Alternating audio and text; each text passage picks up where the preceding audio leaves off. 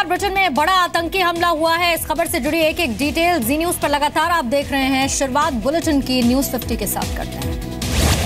Britain के Manchester arena में आतंकी हमला। पुलिस के मुताबिक धमाके में 19 लोगों की मौत, 50 से ज्यादा लोग घायल हुए हैं। मैनचेस्टर एरिना में अमेरिकी सिंगर एरियाना ग्रांडे के कॉन्सर्ट के बाद धमाका हुआ।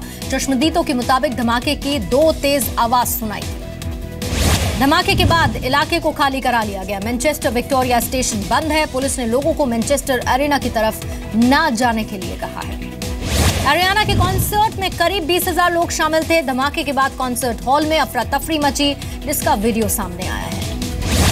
पुलिस के मुताबिक सिंगर एरियाना ग्रांडे पूरी तरह से सुरक्षित हैं। अभी कॉन्सर्ट हॉल के अंदर की स्थिति साफ नहीं है। सोशल मीडिया पर एक आतंकी का वीडियो चल रहा है, जिसमें आतंकी ये कह रहा है कि क्रूसेडर्स को खत्म करने का वक्त आ चुका है। अल्लाह के नाम पर ही हमारी शुरुआत है। आतंकी अपनी बात कहने के बाद अल्लाहू अकबर भी कहता है। ब्रिटिश पीएम थेरेसा मे ने आतंकी हमले को डरावना बताया। कहा कि ब्लास्ट के पीड़ितों को लेकर मैं चिंतित हूं। प्रधानमंत्री नरेंद्र मोदी ने मैनचेस्टर एरिना में हुए आतंकी हमले पर अफसोस जताया है और इसकी निंदा की है। चश्मदीदों के मुताबिक टिकट खिड़की के पास धमाका हुआ। पहले कुछ चश्मदीदों ने गुब्बारा फटने की आवाज सुनाई देने की बात कही थी।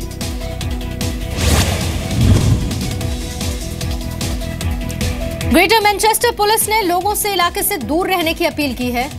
पुलिस को मैनचेस्टर एरिना से एक्सप्लोजिव डिवाइस भी मिले हैं। धमाके के बाद एरिना को खाली करा दिया गया है। ब्रिटेन में 2005 के बाद ये सबसे बड़ा हमला। प्रधानमंत्री थेरेसा मे ने अपना इलेक्शन कैंपेन सस्पेंड कर दिया है। सेना के मेजर नितिन लीतुल गोगोई को आर्मी चीफ बिपिन रावत ने सम्मानित किया। काउंटर इमरजेंसी ऑपरेशन के लिए प्रशंसा पत्र दिया गया। कश्मीर में जीप के आगे पत्थरबाज को बांधने के बाद चर्चा में आए थे नितिन।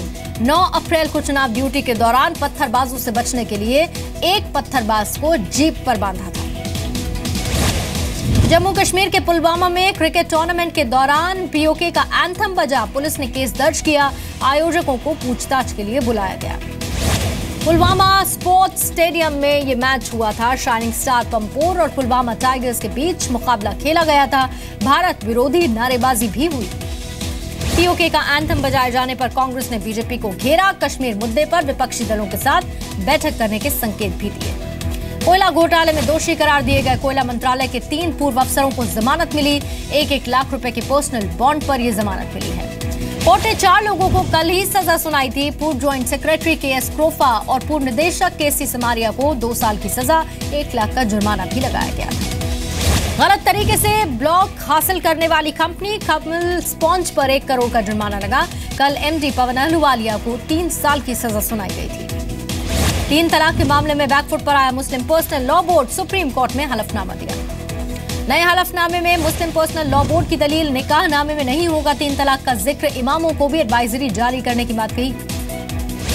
मुस्लिम पर्सनल लॉ बोर्ड ने निकाहनामे में शर्त डालने पर सुझाव दिया है। एक बार में पति की तरफ से तलाक न देने की शर्त रखने का सुझाव दिया। पीएम के 2 दिन के गुजरात दौरे का आज दूसरा दिन है। आज गांधीनगर में अफ्रीकी विकास बैंक की बैठक में हिस्सा लेंगे पीएम मोदी। कल गुजरात के कांडला में पीएम ने 900 करोड़ की योजनाओं की शुरुआत की थी। पीएम ने कांडला में रोड शो भी किया था। वित्त मंत्री अरुण जेटली ने अरविंद केजरीवाल के खिलाफ एक और केस कर दिया। दिल्ली हाईकोर्ट में 10 करोड़ की मानहानि का केस दर्ज कराया है। राम जेठमलानी ने केजरीवाल की मुश्किल बढ़ा दी। कोर्ट में राम जेठमलानी ने जेटली के लिए आपत्तिजनक शब्द का इस्तेमाल किया था। एयरसेल मैक्सिस केस में पूर्व टेलीकॉम मंत्री दयानिधि मारन और कलानिधि मारन के खिलाफ याचिका दायर। दिल्ली हाईकोर्ट ने सीबीआई से जवाब मांगा है। कुलभूषण जाधव के खिलाफ पाकिस्तान के खैबर पख्तूनख्वा की विधानसभा में प्रस्ताव पास हुआ। कुलभूषण को जल्द ही फांसी देने की मांग। 2016 में भारत में विस्थापित हुए करीब 24 लाख लोग। रिपोर्ट के मुताबिक संघर्ष, हिंसा और आपदाओं की वजह से विस्थापित होने में भारत तीसरे नंबर पर है। चुनाव आयोग ने टाला राज्यसभा की 10 सीटों के लिए होने वाला चुनाव। राष्ट्रपति चुनाव और ईवीएम पर सवाल के बाद फैसला। गुवाहाटी में एनआईए की स्पेशल अदालत आज 15 दोषियों को सजा सुनाएगी। सरकारी पैसे को आतंकी संगठनों को देने के आरोप में कल दोषी साबित हुए थे। नोबेल पुरस्कार विजेता मलाला यूसुफजई पर हमले का पाकिस्तानी सांसद ने सवाल उठाए। जानबूझकर पूरी कहानी रचने का आरोप लगाया। दिल्ली के कमल विहार इलाके से 2 कंकाल बरामद हुए। मुनव्वर नाम के व्यक्ति समेत 6 लोगों की हत्या हुई थी। मुनव्वर के दोस्त बंटी ने ये साजिश रची थी। दिल्ली के चांदनी चौक पर कपड़े की दुकान में भीषण आग लग गई। इलाके में आम आदमी पार्टी के विधायक अलका लांबा के पहुंचने पर लोगों ने विरोध किया। टैंकर घोटाले में केजरीवाल के साढ़ू के घर सीबीआई ने छापा मारा। कुछ दस्तावेज जब्त किए। केजरीवाल के साढ़ू की मौत हो चुकी है। महिला से बदसलूकी के आरोप में आम आदमी पार्टी नेता संजय सिंह के पीए और एक कार्यकर्ता पर केस दर्ज हुआ है। इसी महिला ने संजय सिंह को थप्पड़ मारा था।